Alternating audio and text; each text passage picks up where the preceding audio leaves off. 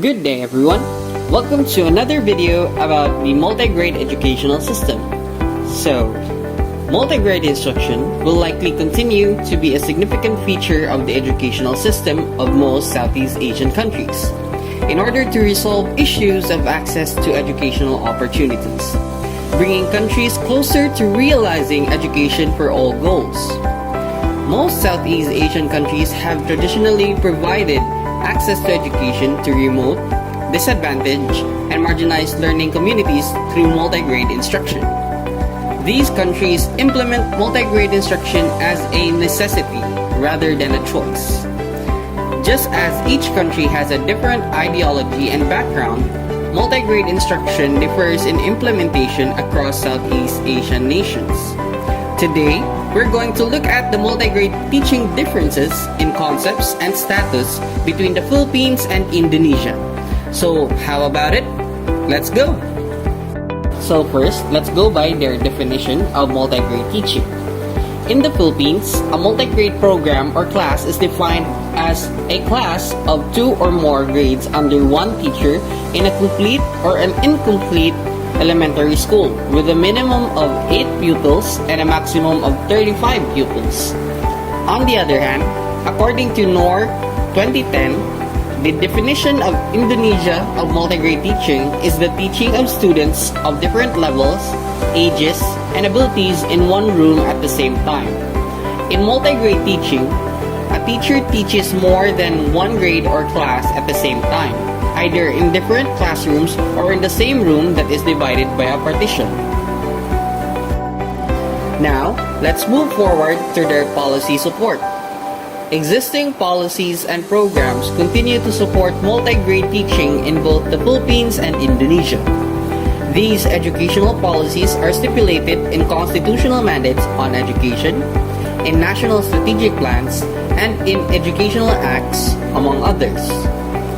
In the Philippines, official Department of Education, or DepEd orders, exist to support multi-grade instruction with regards to improving access to education by providing complete grade levels through combination or multi-grade classes, implementing policies and guidelines on organizing and operating multi-grade classes, strengthening the implementation of the multi-grade program in the country, providing special hardship allowances to multi-grade teachers, conducting searches for the best multi-grade teachers, and holding a national summit for multi-grade teachers. Meanwhile, in Indonesia, policies address special circumstances such as a ministry decree to develop small island, border, and remote schools was passed. Multi-grade teachers are covered in policies on teacher incentives, improvement, certification, awards, and protection, as well as material support and inclusion of multi-grade students when granting scholarships or grants. Okay, now that we've seen their policy support on multi-grade instruction, let's head on to their organizational form, which is among the number of factors that affect the quality of teaching and learning in the multi-grade classes. The Philippine multi-grade classrooms have mixed ability groups by grade level. This means that a classroom might be composed of grades 1 and 2, grades 3 and 4, or grades 5 and 6. Sometimes only grades 2 and 3 and grades 5 and 6 are combined. The same time with the Filipinos, the Indonesia multi-grade classroom also has students organized in mixed ability groups. For instance, grade 4 is mixed with grade 6. This also means that classes have students from different grade levels. Now that we've seen their organizational form, which are quite unique, let's head on to their teaching-learning process. The basic features of the teaching-learning process as practiced in the Philippines involves the utilization of e-impact modules, which are guided by pre-arranged and/or textbook-based lessons. It uses the cooperative learning process and an interdisciplinary learning approach. In addition, multi-grade schools in the Philippines that do not use the e-impact system rely on a variety of delivery methods. The chosen method depends on the nature of the subject taught as well as the teacher's and class's personality. Meanwhile, in Indonesia, they follow an elaborate process of a model for multi-grade teaching and learning. The competence analysis model combines learning materials from different levels based on an analysis of competencies that need to be taught for one semester or for one full year. It also involves mapping the theme for related competencies, developing a syllabus, and planning lessons. Moreover, the poor social status of most students' parents in Indonesia and with the economy of the community dependent on agriculture, the local community helps by sharing skills and expertise to help students learn entrepreneurship while non-government organizations provide financial and material support. And so on. Speaking of their poor social status and the financial and material support they are receiving from non-government organizations, let's head on to their learning environments and facilities. The learning environment and facilities in the Philippines consist of school buildings with adequate space, furniture, and movable chairs, and has the same environment as normal schools but has a learning center within each classroom. The learning environment and facilities in Indonesia, however, make use of natural laboratories, recycled materials, and movable facilities as well as maximum use of open spaces. Now moving forward, let's tackle the nature of multigrade curricula in both countries. In terms of curriculum development and implementation, both countries vary greatly in nature. While the Philippines have multigrade schools that follow the national curriculum, in Indonesia, the teacher contextualizes his or her own curriculum based on a national curricular framework that is given. Hence, the assessment is made based on competencies developed on the basis of school-based curriculum, and national examination as conducted based on the national curriculum standards.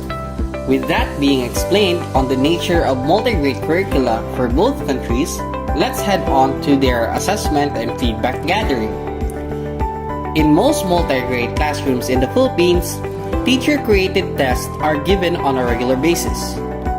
Formative and summative tests are given at the end of each lesson to determine the student's level of mastery of skills or competence, while paper and pencil tests are given at the end of each quarter. The school, as well as the district, division, regional, and national offices administer achievement tests at the end of the school year. Assessment measures in E-Impact schools are similar to those used by the DepEd. However, additional diagnostic tests are given at the start of the school year, as well as quizzes that serve as post-tests after each learning module.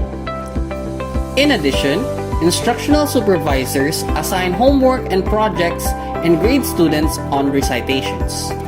For observable competencies, rubrics or checklists are used. Teachers' feedback is shared at parent-teacher conferences, while sensitive feedback is discussed in the school principal's office. On the other hand, in Indonesia, regular and semestral internal assessment and a national examination for 6th graders are done. Internal assessments include classroom-based, teacher-made tests such as formative, summative, and self-assessment tests, usually oral for lower grades and written for higher grades, and external assessments such as district and national examinations is done at the end of each educational level. Now that we're done looking over the multi-grade instructional differences, concepts, and status of Philippines and Indonesia, let's now discover good multi-grade instructional practices in Indonesia. This is called Indonesia Realizing Compulsory Education through Multi-Grade Teaching. Since the implementation of compulsory education from primary to junior secondary school in 1994, Indonesia established a policy of education that requires all school-aged children be sent either to formal or non-formal educational institutions. In an attempt to eradicate illiteracy, to reduce the dropout rate, and to accomplish compulsory educational goals, Indonesia developed 3 different stages of multigrade teaching approaches for primary education.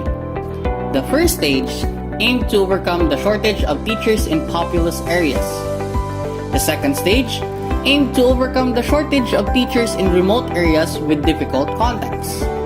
The last stage aimed to educate a small number of students in remote areas where establishing a school, even a small one, was not viable. In multigrade teaching in Indonesia, various ministries are involved in enhancing the participation of school-aged children in freely obtaining minimum basic education.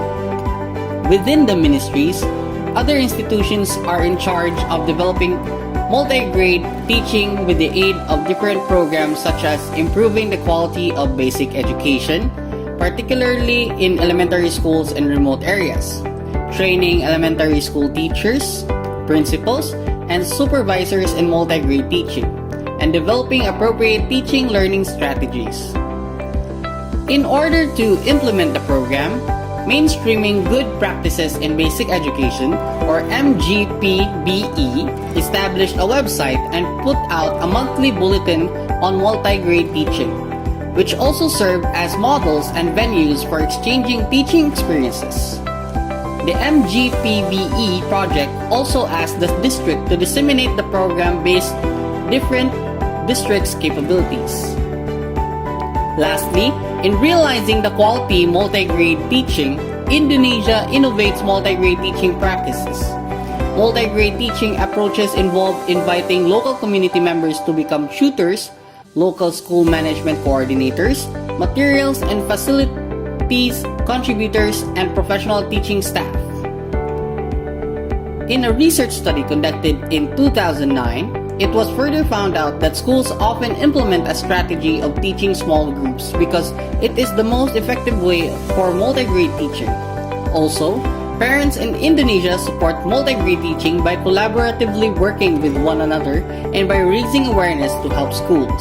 In conclusion, both Indonesia and Philippines have their unique best practices to deliver quality education through a multigrade system. Also, their unique status and concepts, as well as teaching strategies, all contribute to the goal education for all. Thank you again for listening to this informative video about the multigrade system of education. See you again next time!